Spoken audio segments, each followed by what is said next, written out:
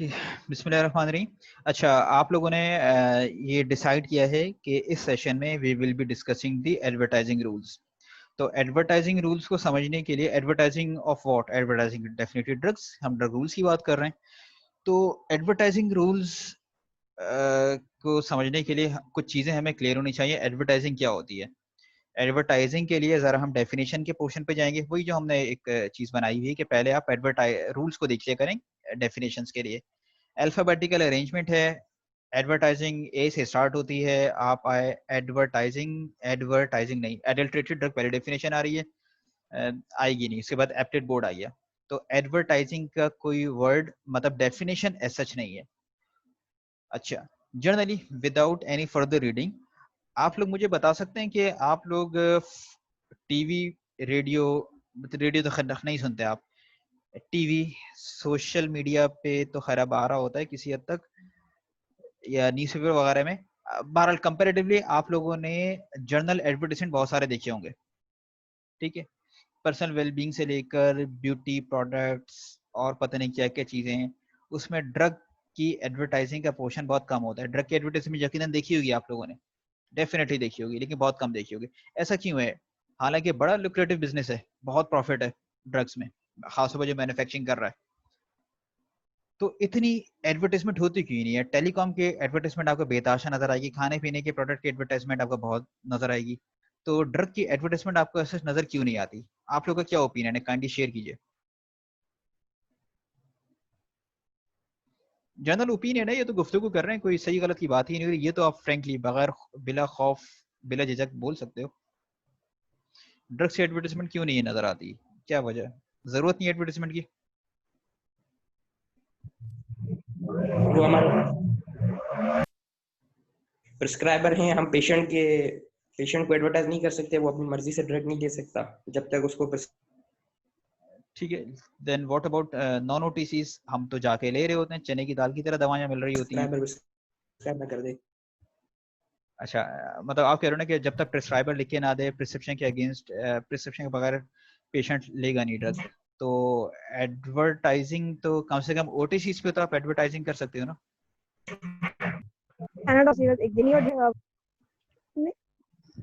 Sir advertise करेंगे तो appealing वाली बात आ जाएगी ना कि हम पेशेंट को अपील नहीं कर सकते या उनको कन्विंस नहीं कर सकते कि आप यही वाली ड्रग लें।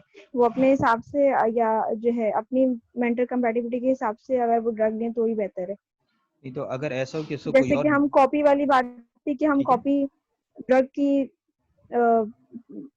विजुअलाइजेशन को कॉपी नहीं कर सकते, या करेंगे तो वो किसी और का गुमान होगा कि ये कोई दूसरी ड्रग है या कुछ इस तरह वाली चीज। ठीक है, ठीक है। इसको हम ऐसे नहीं लें कि देखिए, अगर आप ड्रग एक्सपर्ट हैं, फार्मास्यूटिकल कंपनी में काम कर रहे हैं या फार्मेसी पर हैं, आप अपना ओपिनियन शेयर करेंगे या आप किसी को गाइड करेंगे तो ज़्यादा बेहतर तरीके से गाइड करने बजाय से कि वो पेशेंट इधर उधर से या गूगल करके दुनिया भर की बीमारियां अपने ऊपर तारी करके अपनी मर्जी की दवाइयां प्रिस्क्राइब वो डिमांड कर दे। ऐसा नहीं होगा। मतलब क्यों हम एडवर्टाइजमेंट नहीं करा? अगर आप एडवर्टाइजमेंट करेंगे तो शायद आप बेहतर तौर पर उसको गाइड कर सकें।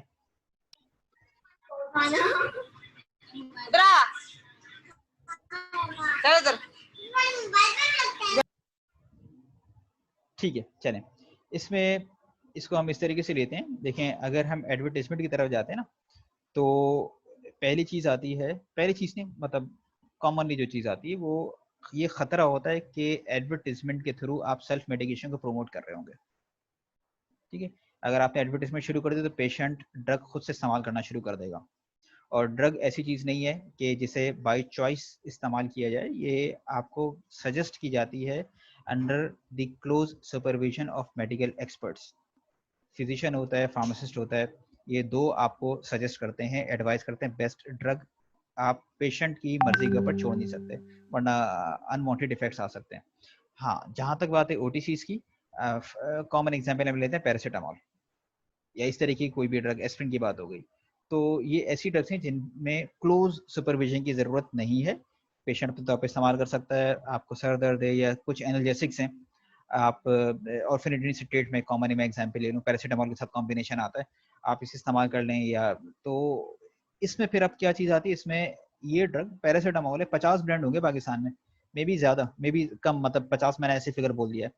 मल्टीपल ब्रांड्स होंगे ना। अब आपकी कंपनी बना रही है, आप जो बना रहे हो drug, you are manufacturing to earn some profit, ठीक है। खिदमत खल्क का जज्बा नहीं है।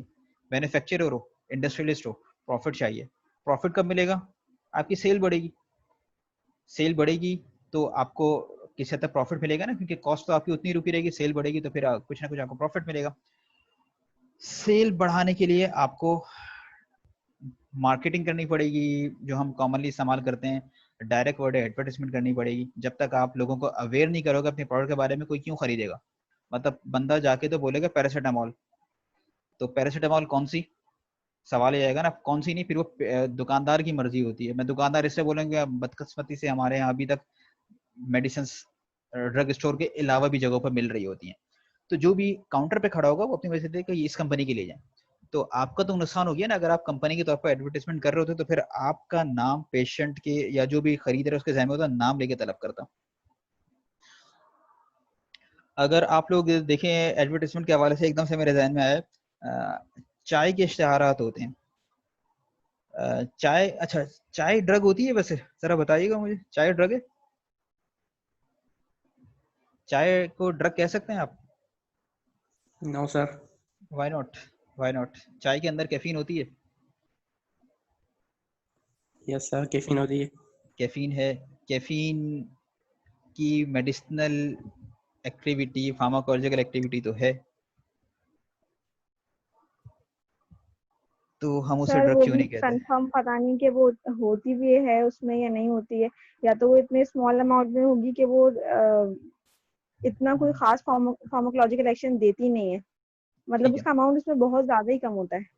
सही। और अब तो उसमें पता नहीं होता कि हाँ नहीं, वो तो खैर प्रैक्टिस को हम डिस्कस नहीं कर रहे। बात देखिए, चाय जो आप सेल कर रहे हैं ना, कैफीन के नाम से नहीं बेच रहे। आप कैफीन के नाम से नहीं बेच रहे, और ना चाय में आप ये कर रहे हैं जो कैफीन की जो जो प्रॉपर्टीज हैं, for example somehow mental alertness, उसकी इंडिकेशन आती है, आप उस चीज को चाय के साथ एडवर्टाइजमेंट में लेकर नहीं आ रहे हो।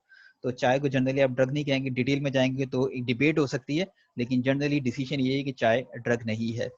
तो चाय के इश्तार से याद आया कि जब चाय शुरू शुरू में आई थी यहाँ इंडो पाक में, बिल्कुल 1890 इसके आसपास का कहीं जमाना है, मुझे एग्जैक्टली याद भी नहीं है, जो पुराने किताबें पढ़ा है। तो वहां पर जो एडवर्टाइजमेंट आता था, एडवर्टाइजमेंट इस तरीके से आता था कि चाय ऐसा मशरूब है जो गर्मियों में ठंडक और सर्दियों में गर्मी पहुंचाता है। इस तरीके की एडवर्टाइजमेंट होती थी, अपीलिंग एडवर्टाइजमेंट, ठीक है, लोग इस्तेमाल कर रहे हैं। फिर एक पुराना एडवर्टाइजमेंट आता था, अगर आप लोग अभी भी यूट्यूब पे सर्च करेंगे ना, लिप्टन का पुराना एड आप लोग देखिएगा, उसमें स्टार्ट यही होता है कि चाय चाहिए, और चाय चाहिए इस तरह से स्टार्ट होता है। उसके बाद होता है कि कौन सी जनाब, उधर पूछा जाता है कि कौन सी तो चाय आप ये पीना याद है। चाहिए, याद है ना, चाय चाहिए कौन सी जनाब, लिप्टन उम्दा है, हाँ।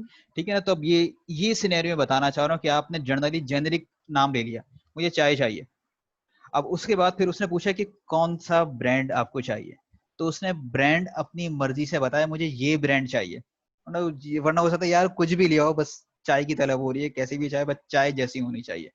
तो ये इंपॉर्टेंस है एडवर्टाइजमेंट की।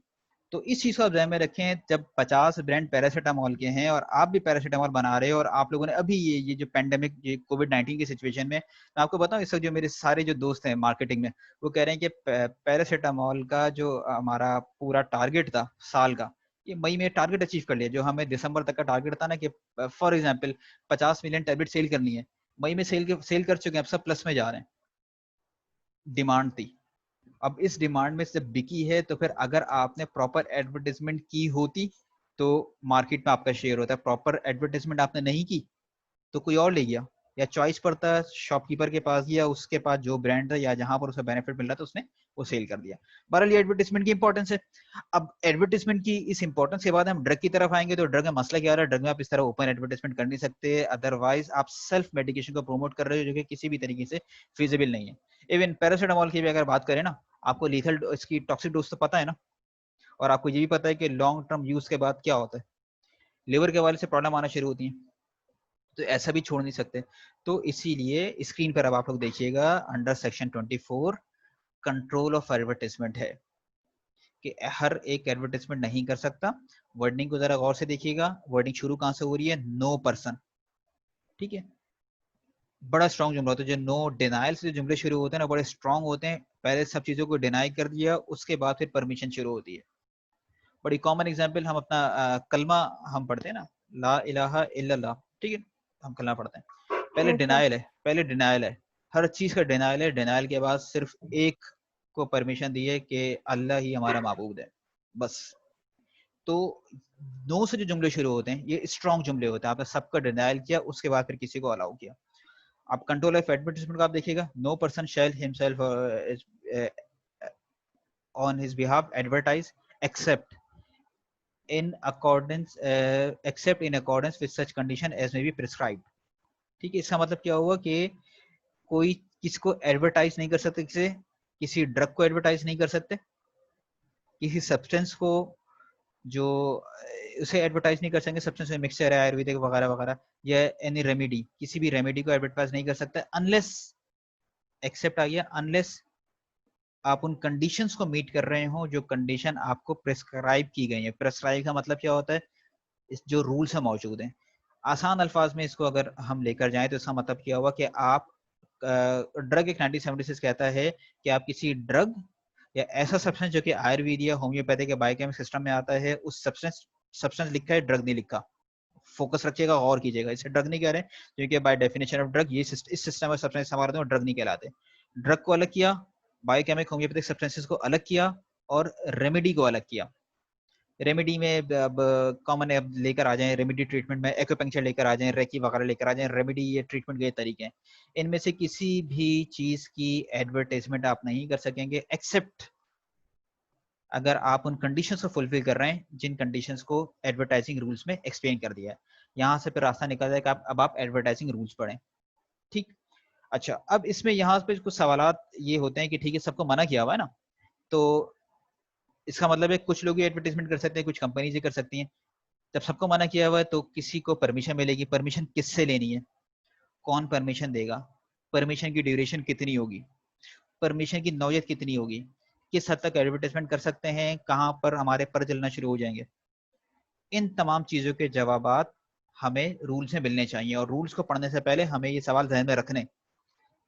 एडवर्ट मना हुआ है ना, एडवर्टाइजिंग की परमिशन हमें लेनी है। I want to advertise my drug, to whom I should contact. पहला सवाल, मुझे अप्लाई करना है लाइसेंस के लिए, परमिशन ले रहे हैं, लाइसेंस ले रहे हैं, क्या कंडीशंस होंगी, मैं एप्लीकेशन से पहले मेरे पास क्या क्या होना चाहिए, और एडवर्टाइजिंग करते हुए मैं किन चीज़ों का ख्याल रखूंगा। ठीक है, ये चीज़ हमें ध्यान में रखनी है। अच्छा, एक्सप्लेनेशन को जरा देख लें। एक्सप्लेनेशन में इन्होंने एडवर्टाइज को एक्सप्लेन किया। अभी थोड़ी देर पहले हम एडवर्टाइजिंग की डेफिनेशन ढूंढ रहे थे, एडवर्टाइजिंग की डेफिनेशन हमें नहीं मिली, तो एडवर्टाइजिंग की एक्सप्लेनेशन को वहां पर नहीं मिली, किसी भी वजह से मिस हो गई या कुछ भी था, तो यहाँ पर इसे ऐड कर दिया है, और जो ड्रैप एक्ट बना है उसमें मजीद इसको एनहांस किया है। तो बहरहाल आप इसको जरा सा पढ़ लें, 1 मिनट आप लोग लीजिए, आप सब लोग काइंडली, और एडवर्टाइज की एक्सप्लेनेशन को जरा सा पढ़ लीजिए। Means to make any representation, यहाँ से आप पढ़ लीजिएगा, और यहाँ पर आप देखें यहाँ पर एग्जेम्पशन क्या है। 1 मिनट का ब्रेक लें, पढ़िए, उसके बाद फिर हम डिस्कस करते हैं। और मुझे कम से कम 2 लोगों के कमेंट चाहिए होंगे इसमें। कमेंट की बात कर रहा हूँ, जवाब की बात नहीं कर रहा हूँ, कि एडवर्टाइजमेंट क्या होती है according to this.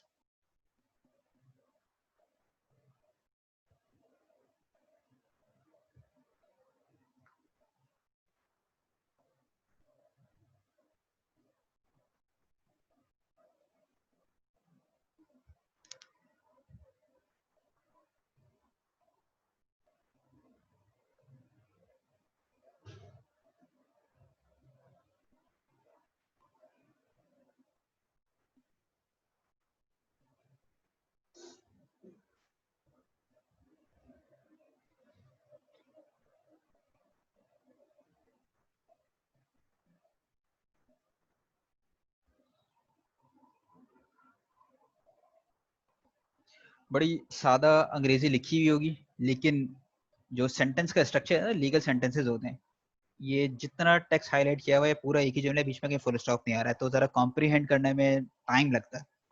I do understand this. तो बेशक टाइम लें, कोई मसला नहीं है, एटलीस्ट एक दफा पढ़ लें तो जो जहन में आ रहा होगा। मुझे इसकी एक्सप्लेनेशन नहीं चाहिए, मुझे आप बस जनरली बता दें कि एडवर्टाइजमेंट क्या होती है, और जितना कुछ आपने इसमें पढ़ लिया है तो इसको जरा सा शेयर कर लीजिए। और फिर एक आध एग्जाम्पल लेते हैं, फिर आगे बढ़ते हैं।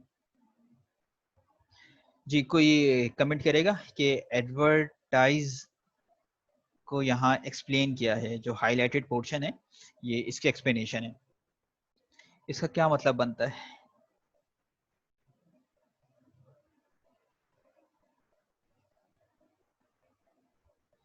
एडवर्टाइजिंग का क्या मतलब बनेगा? सर यहाँ पे तो ये समझ में आ रहा है कि किसी भी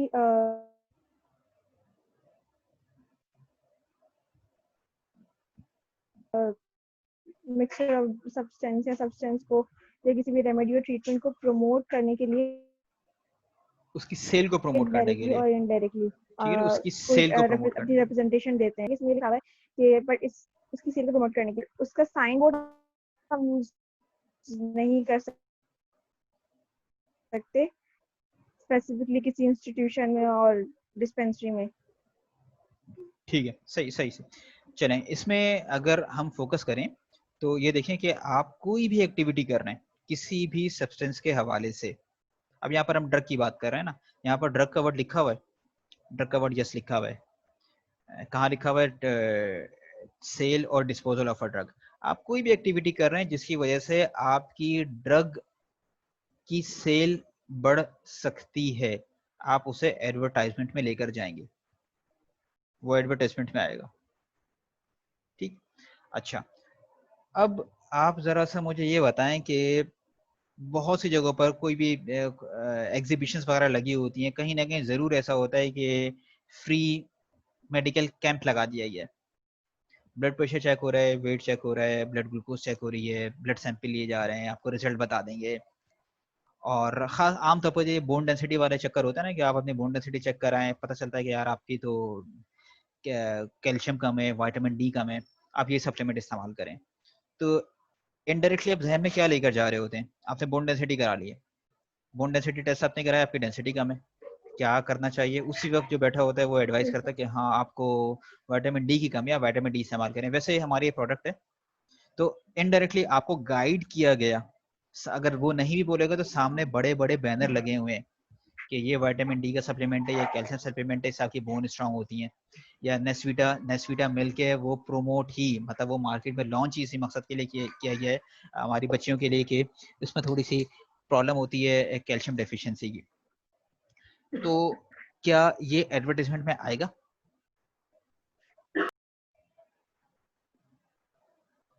क्या मेडिकल कैंप लगाना जिसमें आप बैनर्स लगा के बैठे हुए हो ड्रग्स के, ये एडवर्टाइजमेंट में आएगा या नहीं आएगा?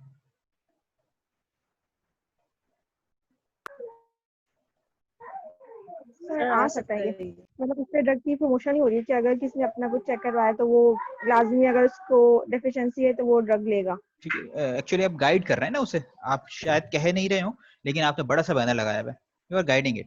इनडायरेक्टली कह रहे हैं। इनडायरेक्टली आप कह रहे हैं, लेकिन बहरहाल ऑब्जेक्टिव क्या है?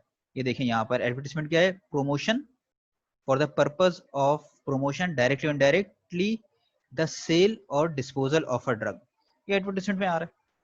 तो क्या उसके लिए उनको कोई परमिशन लेने की जरूरत है, कहीं है या नहीं है? देखते हैं, यहीं पर ही एक्सेप्ट लिखा हुआ नहीं, देखें ये एक्सेप्ट का वर्ड है। The display of a sign board for a clinic और डिस्पेंसरी, हॉस्पिटल और सच अदर इंस्टीट्यूशन। ठीक है, अगर आप उसे फ्री मेडिकल कैंप डिक्लेयर करते हैं, एक डे क्लिनिक, मोबाइल डिस्पेंसरी, इस तरीके का नाम देते हैं, उसके पर आप ड्रग को प्रिंट कर दें। आप बल्कि अभी मैं आपको दोबारा एक रिकॉल कराता हूँ, मोहल्ले में कहीं ना कहीं कोई ना कोई ड्रग स्टोर जरूर मौजूद होगा, और मेजॉरिटी ड्रग स्टोर ऐसे होंगे जिनका जो साइन बोर्ड होगा, साइन बोर्ड को किसी ना किसी कंपनी ने स्पॉन्सर किया होगा, या एक ओपन फ्रिज रखा होगा, मतलब ग्लास विंडो वाला फ्रिज, उस पर किसी ना किसी ड्रग का नाम लिखा होगा। ठीक, क्या ये एडवर्टाइजमेंट में आएगा? ये एडवर्टाइजमेंट में नहीं आएगा, एक्सेप्ट लिखा हुआ है ना, क्योंकि आप साइन बोर्ड तो लगा ही नहीं सकते, साइन बोर्ड तो आप लगा ही नहीं सकते ड्रग को सेल करने के लिए। लेकिन अगर आप इंडिकेशन के लिए कोई साइन बोर्ड, क्लिनिक की इंडिकेशन के लिए कि ये क्लिनिक है, ये हॉस्पिटल है, यहाँ पर आपने कोई बोर्ड लगाया हुआ है, तो उस बोर्ड को आप एडवर्टाइजमेंट में नहीं बोलेंगे, नहीं कहेंगे। और फार्मास्यूटिकल कंपनी ऐसी होती हैं कि वो बोर्ड लगाया, बोर्ड के नीचे छोटा सा पैराडॉल लिख दिया, छोटा सा एबीसी ड्रग लिख दी, बोर्ड एडवर्टाइजमेंट में नहीं आ रहा, लेकिन नीचे आपने ड्रग का नाम लिख दिया तो आपकी फ्री में एडवर्टाइजमेंट हो रही है। तो ये कैच है इस क्योंकि देखें वर्डिंग क्या है, वर्डिंग ये कह रही है कि except the display of sign boards of a clinic, clinic का साइन बोर्ड एडवर्टाइजमेंट में नहीं आएगा। तो मौके से फायदा उठाकर आपने नीचे उसके नीचे पैनाडोल लिख दिया, तो पैनाडोल की जो पढ़ रहा है वो क्लिनिक ही पढ़ रहा है, नीचे पैनाडोल ही पढ़ रहा है, तो यहाँ पर एडवर्टाइजमेंट से आप बच रहे हैं। इन शॉर्ट एडवर्टाइजमेंट एक ब्रॉड टर्मिनोलॉजी है, हर एक्टिविटी जिससे आपकी सेल इंक्रीज हो रही हो, सेल और disposal of a drug increase हो रहा हो, उस एक्टिविटी का एडवर्टाइजमेंट बोलते हैं। एक्सेप्ट इन्होंने कर दिया है कि साइन बोर्ड शामिल नहीं होंगे। ठीक, अच्छा इसी तरीके से फिर हम ये बात करते हैं कि कंट्रोल ऑफ सैम्पलिंग।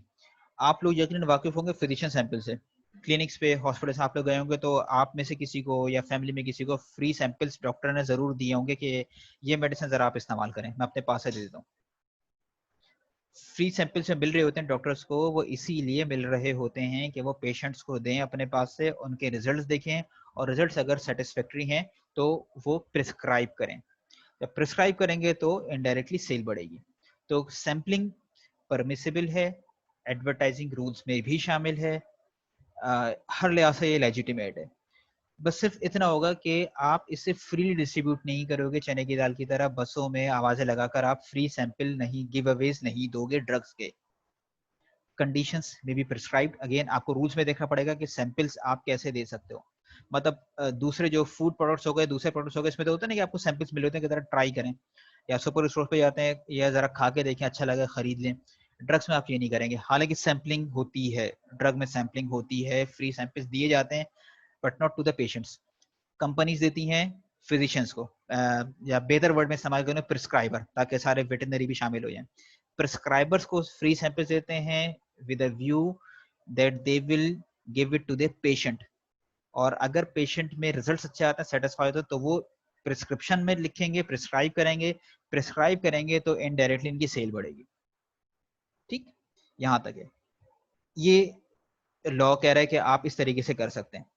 इसी तरीके से थोड़ा सा हम पीछे जाते हैं। अच्छा, ये देखिएगा स्क्रीन पे, अगर आप देख सकें सेक्शन कौन सा डिस्प्ले हो रहा है आपकी स्क्रीन पे, कौन सा सेक्शन डिस्प्ले हो रहा है प्लीज? 23। 23, ठीक है। 23 और 23 है, 23 is about the prohibitions. Prohibitions रफली आप लोग जनरली देख लीजिएगा, इसको फिर हम कभी डिटेल में डिस्कस करते हैं। प्रोहिबिशंस में अगर आप गौर करें तो ये सारी चीजें हैं कि आप क्या कुछ नहीं कर सकते। तो इसमें अगर आप गौर करें जी, क्लॉज जी, ये जरा पढ़ेंगे आप। Pedal, hawk or offer for sale any drug in a park or public street or on a highway, footpath or public transport or conveyance।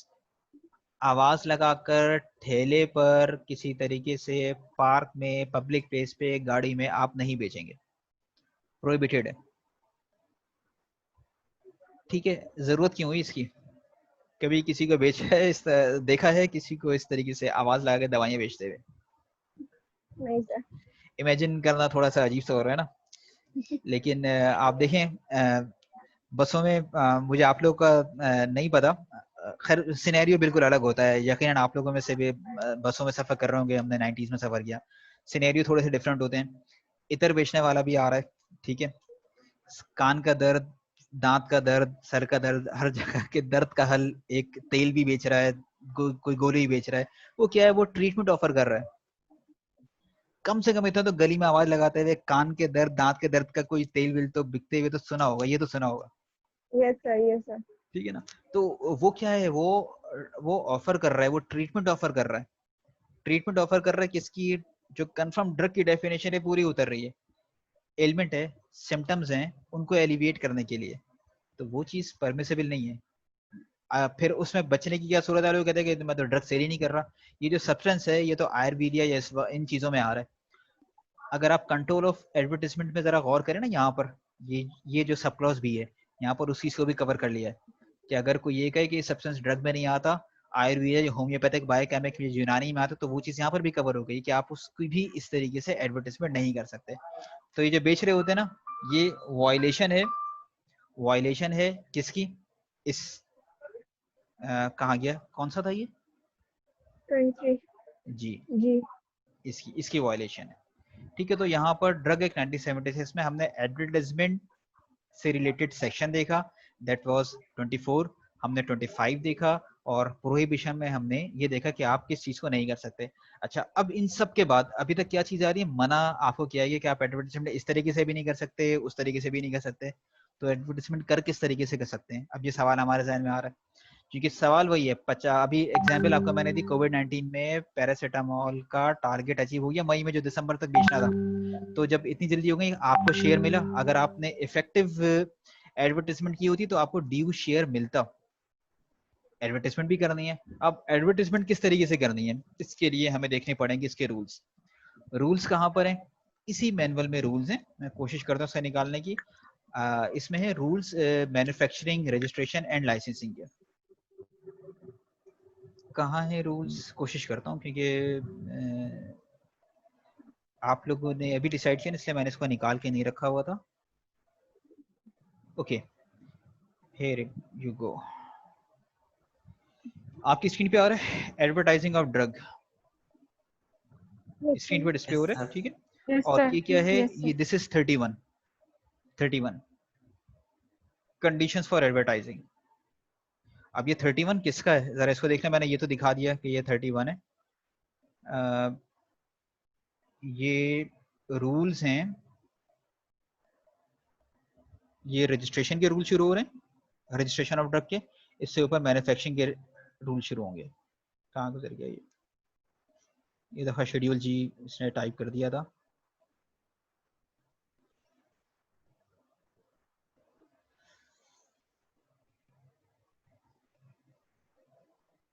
अच्छा, ये मैन्युफैक्चर के रूल्स हैं। देखिएगा आप, ये रूल नंबर 3 चल रहा है। मेन हेडिंग किधर है?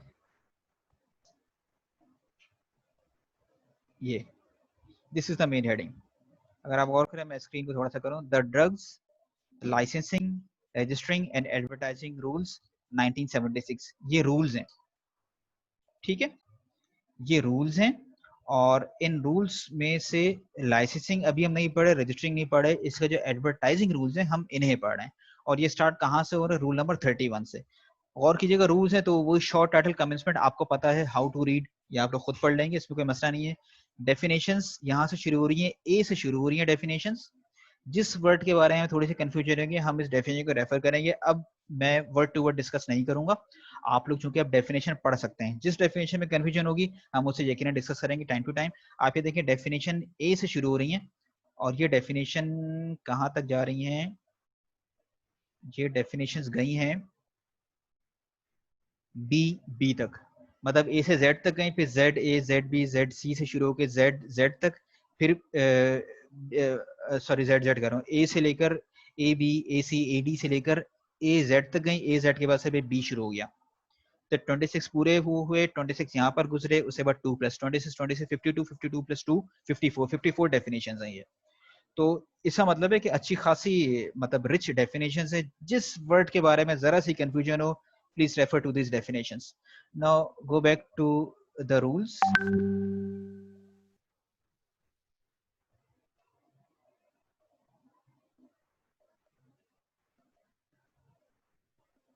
Okay, advertising rules. अब एडवर्टाइजिंग रूल्स की जब हम बात कर रहे हैं, तो रूल्स को जहां पढ़ रहे होते हैं ना, इसमें आप ये देखिएगा कि हम इसको लिंक कर रहे हैं पीछे सेक्शन से। सेक्शन हमने क्या पढ़ा था? सेक्शन हमने पढ़ा था 24। उस 24 में क्या लिखा हुआ था? Control of advertisement. परमिशन नहीं है, परमिशन किसी किसी को मिलेगी, उसके लिए अप्लाई करना पड़ेगा, कोई ना कोई लाइसेंस मिलेगा, ठीक। अब जब लाइसेंस मिलेगा, तो लाइसेंस के हवाले से एक जनरल चीज आप लोग ध्यान में रखें, बिल्कुल जनरली बता रहा हूँ। आगे तमाम रूल्स जब भी रजिस्ट्रेशन बोर्ड के बारे में पढ़ेंगे, सेल ऑफ ड्रग के बारे में पढ़ेंगे, तो जब उन सब में एक कॉमन चीज आएगी। इस चीज को अभी हम समझ लेते हैं, फिर बाकी आगे हम हर जगह इसको अप्लाई करेंगे। देखें, जब भी आप किसी चीज की परमिशन लेते हो, आप कोई एप्लीकेशन लिखते हैं, आगे ही इसके शेड्यूल होंगे, वहां पे एप्लीकेशन का फॉर्मेट होगा। तो आप पहले कुछ प्री कंडीशंस आपको पूरी करनी है, आपको कुछ प्री कंडीशंस पूरी करनी है। एप्लीकेशन के टाइम पर आपके पास ये चीजें मौजूद होनी चाहिए, ठीक। उसके बाद अप्लाई करोगे, आपको लाइसेंस मिल गया, लाइसेंस मिलने के बाद उस लाइसेंस को मेंटेन करने के लिए, क्योंकि आप लोग ड्रग एक्ट के सेक्शन 41 और गालिबन 41 और 42 में आप लोग पढ़ चुके हो कि लाइसेंसेस कैंसिल या सस्पेंड हो सकते हैं। तो लाइसेंस एक दफा मिल गया, उसे सस्पेंशन या कैंसिलेशन से बचाना है तो आपको कंडीशन ऑफ लाइसेंस को मेंटेन रखना पड़ेगा। एक होती है pre condition which you have to maintain before obtaining the license और at the time of application. मेरे पास ये चीजें पूरी हैं, now I am confident that I can do this business, kindly grant me license. Okay, अगर license मिल गया तो लाइसेंस मिलने के बाद कंडीशंस आपको लाइसेंसिंग अथॉरिटी देती है कि ठीक है, हमने आप पर ट्रस्ट किया, आपके पास तमाम चीजें पूरी हैं, हम ये उम्मीद रखते हैं कि आप 2 साल 3 साल जितने अरसे के लिए आपको लाइसेंस मिला है, आप इन कंडीशंस को फुलफिल करेंगे। अगर आपने इन कंडीशंस को फुलफिल नहीं किया, your licence may be suspended, may be cancelled, may be revoked any time. ठीक है, इन दो चीजों को ध्यान में रखें। तो जब हम रूल्स पढ़ेंगे, इन दो चीजों को ध्यान में रखेंगे तो हमारे रूल्स को पढ़ना, इनका स्ट्रक्चर समझना आसान हो जाएगा, वरना टेक्स्ट बेताशा होता है, टेक्स्ट को फिर हम परेशान ही रहते हैं। अच्छा, अब अगर आप इसका स्ट्रक्चर देखें एडवर्टाइजिंग रूल्स का, तो सेक्शन 31 है। सेक्शन 31 के बाद फिर आप देखेंगे तो सेक्शन 31 का sorry, not section 31, sorry, this is rule 31। Agreed, because we are talking about the rules. Rule number 31 का फिर सब रूल 1, सब रूल 1 के बाद सब रूल 2, और ये फिर चलते जाएंगे सब रूल्स 11 तक। 11 तक सब रूल्स हैं।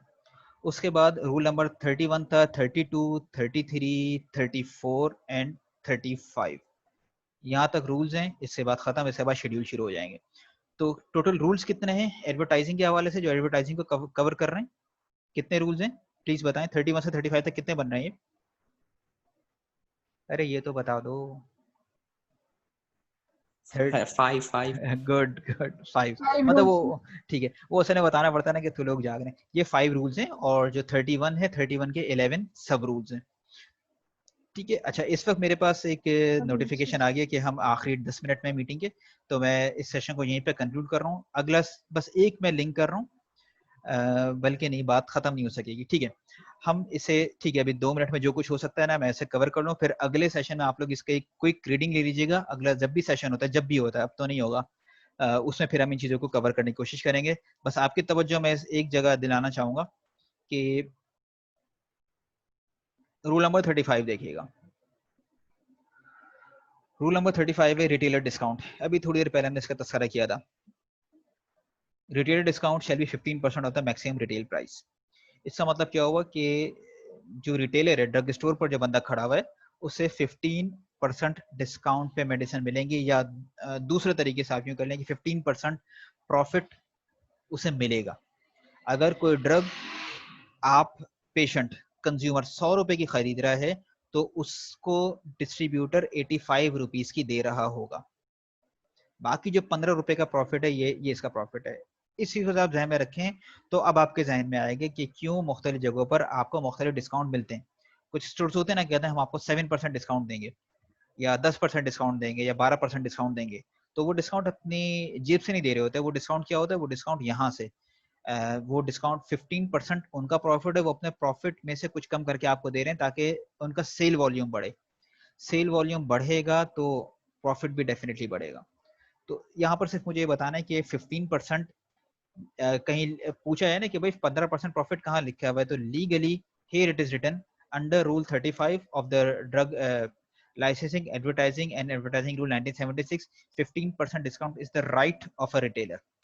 और ये किसका है? मैक्सिमम रिटेल प्राइस का 15% है। इसके बारे में इतना कुछ बोलने को है कि हम 1 से 1.5 घंटे डिस्कस कर सकते हैं, बट अगेन इंटरेस्ट आप लोग को डेवलप होगा तो हम इसको डिस्कस करेंगे। इंटरेस्ट के बगैर फिर वो नॉलेज शेयर करना मुनासिब नहीं होता। ठीक है, इसे थोड़ा सा आप लोग देखिएगा। मैं इसे यहीं पे कन्वर्ट कर रहा हूँ क्योंकि 1 बजे मेरी अपनी एक मीटिंग है, तो ऑफिशियल मीटिंग है, तो मैं कंटिन्यू नहीं कर सकूंगा। ठीक है, एडवर्टाइजिंग रूल्स नेक्स्ट मीटिंग में मैं ये एक्सपेक्ट कर रहा हूँ कि आप लोग एक क्विक रीडिंग लेके आ रहे हो। Thank you, I am stopping the recording now.